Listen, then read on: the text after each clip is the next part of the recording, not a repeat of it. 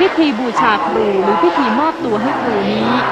ผู้ที่จะมาฝากตัวเป็นศิษย์ต้องนำดอกไม้ธูปเทียนมาเคารพครูและมอบเครื่องสักการะที่นำมานั้นให้ท่าน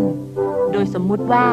ดอกไม้ธูปเทียนนี้คือตัวของศิษย์เองที่จะขอมอบให้ครูรับไปฝึกฝนตามแต่ท่านจะเมตตา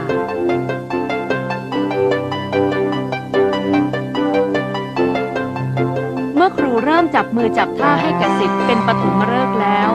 การฝึกหัดอย่างจริงจังจะได้เริ่มต้นขึ้น